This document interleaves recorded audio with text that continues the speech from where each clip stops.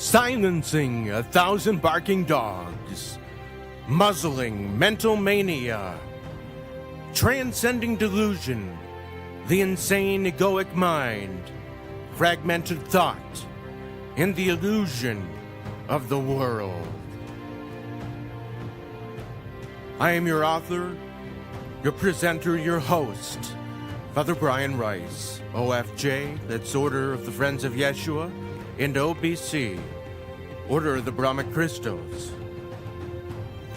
I'd like to start with a little story, a Hindu story, that tells of a time when all men were gods, but they so abused their divinity that Brahman, the master of the gods, decided to take away their divine power and hide it in a place where they would never think of looking for it. So the great problem was, where could he hide it? The minor gods were convened to seek a solution to this problem, and they said, let's hide man's divinity in the soil. But Brahman replied, no use, man will dig the fields and find it. The gods then replied, in that case, let's throw man's divinity to the bottom of the deepest ocean. Again, Brahman replied that sooner or later, man would explore the oceans and finally find it. Whereupon the minor gods concluded, we can't think of any place on earth where man might not one day think of looking for it. Brahman then said, here is what we will do with the divinity of man. We will hide it deep in himself, for that is the only place where he will never think of looking for it. Pure Pratervan. And he said of that story, since then, man has circled the earth, explored, climbed, plunged, and dug in the earth through his search for something that is in his heart already. We are inherently good and inherently gods. It may sound heretical, but Yeshua Jesus said it, and he quoted the psalmist from the Old Testament. Ye are gods. We are co-creators with God. We have always been able to do that, to manifest whatever is in our hearts. But why does the human mind interfere, the egoic mind interfere, and create a nightmare, the nightmare of violence, of hunger, of hate, of inhumane treatment of others, of prejudice, of separation, of starvation, of illness? Why do we manifest separation and scarcity, insanity, suffering, misery? A Course in Miracles says, this world is an hallucination, a collective dream. Don Miguel Ruiz, a Toltec wisdom teacher, says that this world is a mental hospital. Is God really responsible for that? Oh God, is there an end to this madness of suffering? And how could you do this to me? Well, newsflash, we did it to ourselves. Despite what you've been told, it is us who created this nightmare. We exist in a frantic mental thought structure that makes us think we are separate beings, that we are separate from the Edenic state of oneness. We do this when we misperceive, miscreate, misproject images and imaginings from our mind, projecting out our mental movie. We try to disown our shadow. We project it outward, and then it comes to fruition. Our bodies are condensed thought that originates in a quantum soup of ceaselessly flowing river, the womb of creation, the primordial matrix out of which all life materializes or dematerializes. Now the body is the creation of our egos, as is the dream we call a world, the world that we know in subjectivity and relativity, and in duality, and in individuality. This program targets misperception, miscreation, misprojection, and misunderstandings. We misunderstand the function, the origin, and the mechanics of thought and manifestation. As the Course in Miracles states, Nothing real can be threatened, and nothing unreal exists. Herein lies the peace of God. What is not real are our thoughts. The thoughts of the egoic mental stream. There are two thought systems: the voice of God consciousness, the voice of love, or egoic consciousness, the voice of fear. This whole entire program is about thought reversal, thought adjustment, getting in the flow with the right stream.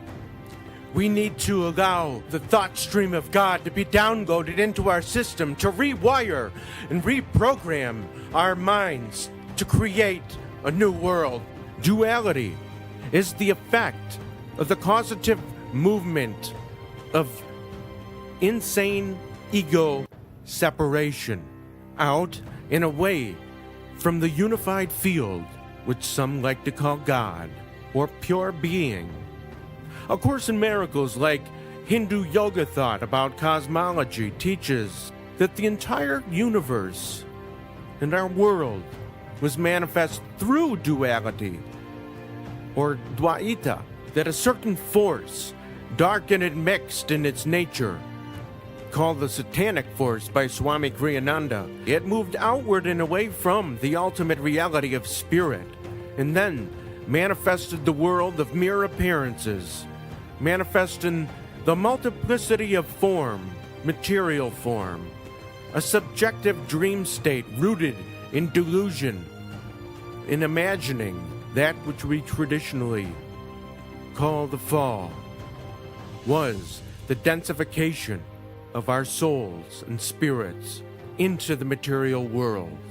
Essentially, we must tackle the problem of unawareness, of our unconsciousness, of that forgetful nature that forgets our divine nature in the primal state of Edenic oneness. Oneness is a place that we never left but only appeared to. That place is the infinite garden of love in consciousness. Pierre Pradavan also says that the most important choices we make in life are not the dramatic turning points such as a change of career, the person we marry, the country we emigrate to. The most important choices in life are the thoughts and feelings we choose to entertain moment after moment, day after day, because they shape our lives more surely than any outward circumstances. So I'll say it again, but a little differently. This program is about thought reversal, thought adjustment, mind training, and entrainment of the intelligent heart, the fifth brain in the fivefold brain system, with the lower four. Entrainment is an act of communion experienced biologically and spiritually. Join us. This is a production of Project New Humanity Communications.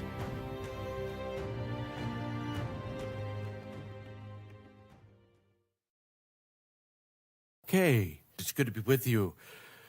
Well, now, I have another identity that I can throw out there and another self-definition. Not that we should be defined by titles, rules, or anything else like that. Recently, May 27th, 2011, I was ordained as an independent Catholic priest in the liberal Catholic tradition.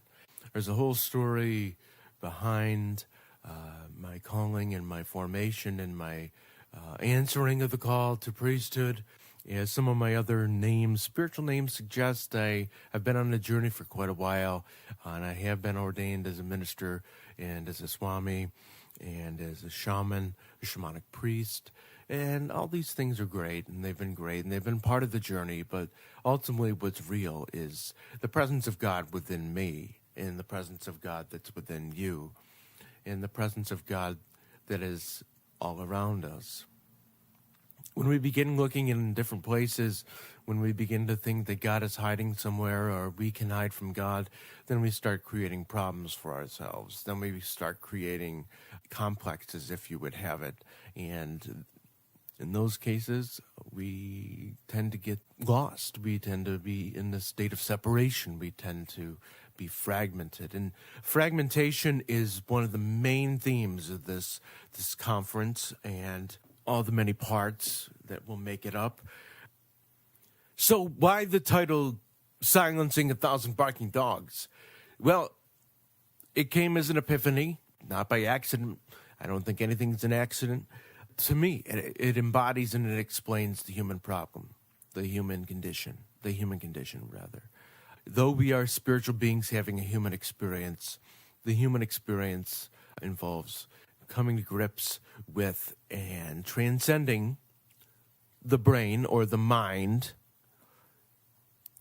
the fragmented mind, the mind divided, duality and polarity that exists within the mind. One of the things we'll be talking about is entrainment and training the mind with the heart, that there are neurons in the heart and in the frontal lobes of the brain, and that there actually is a five-fold brain system.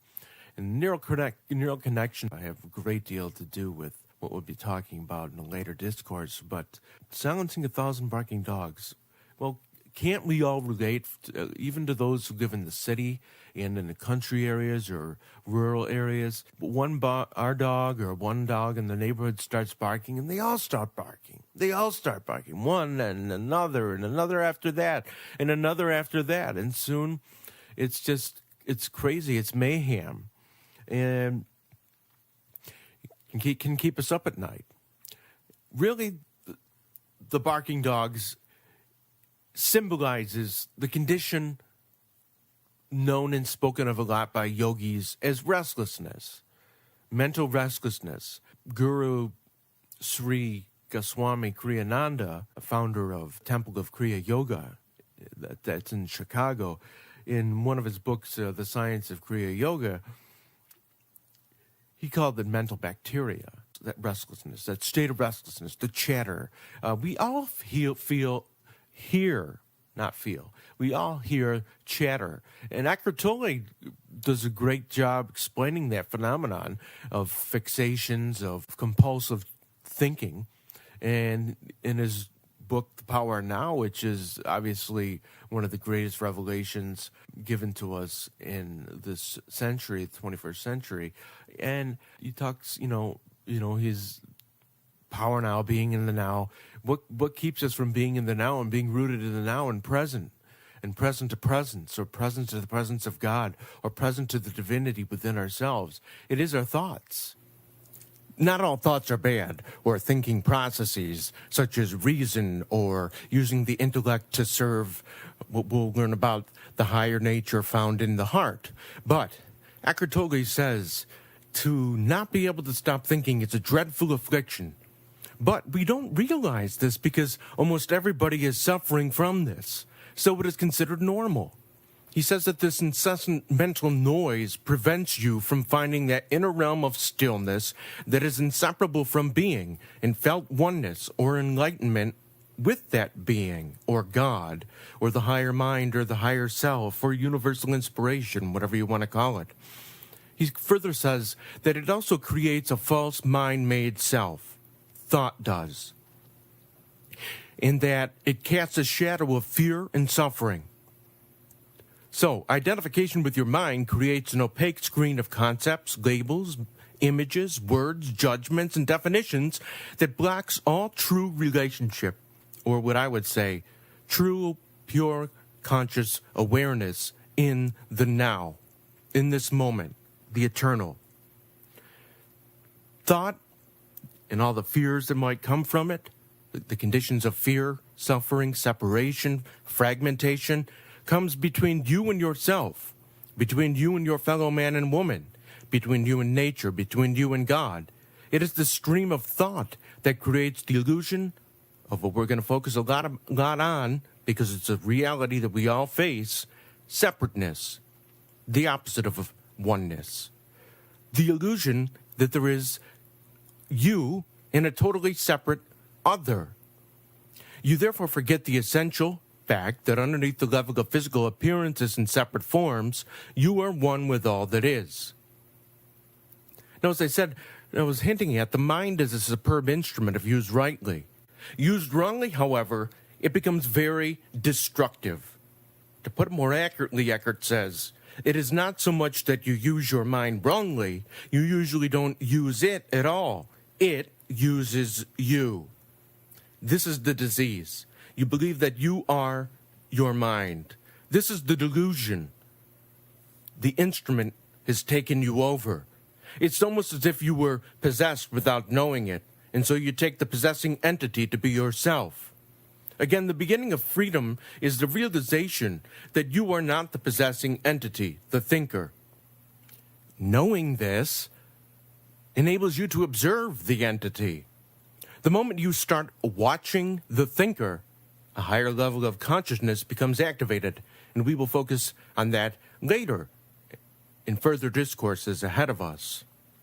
You then begin to realize that there is a vast realm of intelligence beyond thought, that thought is only a tiny aspect of that intelligence. Totally finishes this section by saying you also realize that all the things that truly matter, such as beauty, love, creativity, joy, and inner peace, they arise from beyond the mind. When you reach that area, that spaciousness, the eternal state of oneness, you begin to awaken.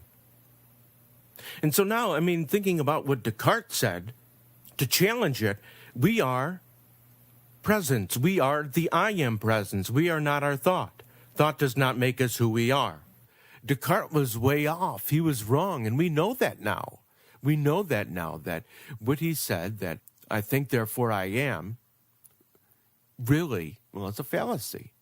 It's a fallacy, and it caused a great deal of polarity. And we've seen it expressed in scientific endeavors and good religion, or good healthy religion, and good spirituality, rather, is always tried to help us live to be able to experience the tensions of opposites or apparent paradoxes, things that seem like they would contradict one another, and being able to live in that space with those things. The big two being dark and light, or known in the East as yin and yang, or positive and negative, or masculine and feminine. Those are all dichotomies and things that we have to hold within ourselves and keep in balance, bring them into balance, into harmony. And we have to individuate, and we have to make a part of who we are. And when we swing, the pendulum swings one way, or the balance, it goes to one side or the other, then we're out of alignment. A lot of alignment with our hearts and with our minds. And we'll learn more about what I said earlier, just a couple minutes ago. Entrainment. Entrainment is the key to overcoming restless states into transcending lower states of consciousness. We use the word consciousness freely, so freely that we tend to forget what it really is. It's awareness. It's the act of being present and knowing that one is, or that one exists. Consciousness is all-pervading. Consciousness is what manifests all of creation. And thoughts have a lot to do with what is manifest and what becomes created and what becomes a part of our reality. And you can learn a great deal about that in the Course in Miracles, and works such as Secret and Law of Attraction and The Way of Mastery. These books all talk about how our thoughts can help manifest the reality that we have. A lot of this is our choice. What we manifest is up to us. Not all thoughts are from God. Not all thoughts are from pure being or higher consciousness or pure awareness. Some of them are from afflictive emotions and programming. We really, in order not to manifest hell, in order to assure the fact that we can manifest heaven within, we need to discern and dissolve, to become liberated from the bondage to compulsive, self-negating, self-defeating, and oppressive or obsessive thoughts, behavior, moods, and habits. We're going to target all those things in all the upcoming discourses. And as I said, we're composed of admixed spiritual energy, dark and light, yin and yang, positive and negative charges. And this is true at both the microcosmic level of existence as it is in the universal holographic macrocosm. So there's spiritual energy out there that influences our thought streams and our mental streams and our mental content, as does the belief in psychological time, which would be called the past or the future, which do not exist. They exist only as memories or projections. So we need to have present moment awareness to effectively deal with all the stimulation, with all the sensory overload, with everything that comes through our mind, all the mental activity and mental content in the streams of thought. But to go between the gaps into no mind, consciousness not identified with thought, we can change the mental stream or the thought system to which we adhere to. But we need to go to the source of thought, the place where everything originates, where all creation originates. Deepak Chopra calls it the womb of creation. It can also be called the divine matrix. It can be called the void, but not in a sense of emptiness, but a fullness, of a fullness of immense potential. The realm of pure potential. The potential arises out of what's known as a quantum soup, a flowing river of energy and information. Again, thoughts are impulses or energy and information. Thought is measurable, and thought arises in the form of pulsations and fluctuations of energy and information. Where does this energy and information come from? It comes from a field of intelligence, from a non-local experience. Non-local meaning not limited to space-time or not limited to the body-mind. And we have to remember what quantum physics is teaching us, that what we observe becomes materialized, that an observer literally creates something which seems to come from nothing. But it comes from that realm of potential, of energy and information, the astral world, where the astral body is. But before something becomes energy and information or fluctuations of energy and information, it had to come from a thinker or a thought process or a higher intelligent field, which I would rightfully, probably, and almost accurately say that is compatible and comparable with the causal realm, where ideations form and then manifest in the astral world, lower on down after that in the physical bodily form. And these are teachings of great yogis, that there are various sheaths that separate us from each plane of existence. And we need to pierce those sheaths in order to arrive home again for the first time in our higher nature through that process of self-remembering and self-realization that's spoken of in the East. So matter, rightfully so, could be said, is a product of thought, of consciousness, of conscious awareness, thinking, of presence, thinking, projecting. And how many thoughts do you think the average human being has a day? According to Deepak Chopra's research, over 60,000. And about 95% of those thoughts come from habitual, ingrained mental tapes, programming, and conditioning. So they're therefore repetitive and are from patterns.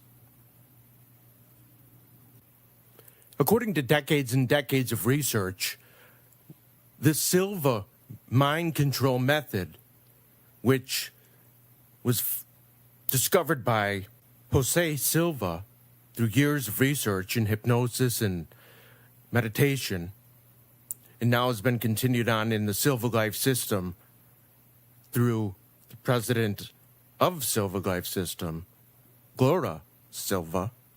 It says that subjective energies fuel certain steps that lead to manifestation or lack of manifestation. Manifestation referring more in this context to desired outcomes versus non-desirable outcomes. And desire actually is one of those steps. We have to have a purified sense of desire, that of which will allow us to, the kind of desires that we have influence our attitudes. So positive and negative desires influence whether we'll manifest something we want or don't want. It also hinges on belief, whether optimism or pessimism. Expectancy, which is like saying faith, giving faith, or saying something will happen, or using self-negating statements, thereby bringing about perhaps an inner hell. It hinges also on action, following through on impressions and ideas that are visualized. Persistence, how often and the extent to which we allow thoughts, visualizations, or on the flip side, negative self-negating statements and beliefs, erroneous self-limiting beliefs, habitual thought patterns. These things either impede or accelerate manifestation. They affect manifestation regardless. We are concerned about manifesting in pure consciousness, in our I am presence, in the presence of who we are, in the presence of infinity, of divinity. So these are things to keep in mind, but there are a lot of complex layers involved in the manifestation process. All manifestation is fueled by thought force or thought power, or the level of awareness that we bring to the mental stream that we allow to filter through our minds and our brains and also in our bodies. And then that in turn is reflected outward in the physical world of form, of matter. So those things have to be controlled by the observing, silent witness. I wanted to share my personal story in this conference because I think it's very necessary to see how labels, thoughts, and beliefs can help shape behavior, perceptions, and things that you magnetically or attract to yourselves or repel from yourselves. Opportunities, jobs, money, people, and all other things you can think of. Now, even books, for instance, you might come across a book that, just answers all the questions that you have about your present reality, present state of reality. Now, getting back to the title and restlessness, a quote by Paramahansa Yogananda, a great yogi and a great saint who came to America from India to spread the teachings of Kriya Yoga and teachings to help clarify teachings of the true Christ. I consider Yogananda to be one of my gurus, and as I'll mention in a little while.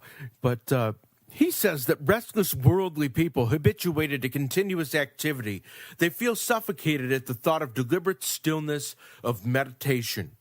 They disregard the soul comfort offered in God communion, convinced that they are far more at ease in catering to their second nature tendencies, no matter how potentially destructive of worry, nervousness, useless talk, and mental desires, rather than endeavoring to experience an as yet unfamiliar joy of God contact. Now, God contact in yogic philosophy is also known as oneness, is called samadhi, the state of samadhi, and it's a high state of consciousness, equivalent in very many ways to enlightenment. And now, those states of oneness, those states of samadhi and enlightenment, they're not this grand mystical experience, although they can be. It can be an experience that you have, but really it's the experience that you have is supposed to lead to something else, which is the awareness of being free, of being liberated from all the things that block you from being pure, absolute, unconditional love. Pure, absolute unconditional love. Living in that state, free of blockages, free of the ego, free of duality, where the I, the sense of self, is totally united to God. God union, experienced in its various degrees and gradations, with the highest states being samadhi and enlightenment or illumination. It's experienced by everyone differently. And many people, many avatars, many great incarnations have walked the planet and have lived in those states, those higher states that are actually, they have been calibrated by Dr. David Hawkins in his work with kinesiology, which is phenomenon of consciousness, a phenomenon of awareness, of an intelligence that exists beyond the mind and matter. It's a way of, he's found a way with over 30 years of research to help confirm things where they calibrate on this scale of the map of consciousness. It's one of his first books that helped to describe this scale was power versus force. And anything under the calibration of on a logarithmic scale of 200, 1 to 200 or 0 to 200 was considered to be in falsehood, and everything from 200 to 1,000 was considered truth in the realm of integrity. And I'm not going to list off all of the states in that. You can look for Dr. David Hawkins' work, and you will enjoy it, I guarantee you, if you're open to the phenomenon that there is an all-pervading consciousness that is the allness, the divinity of all that is.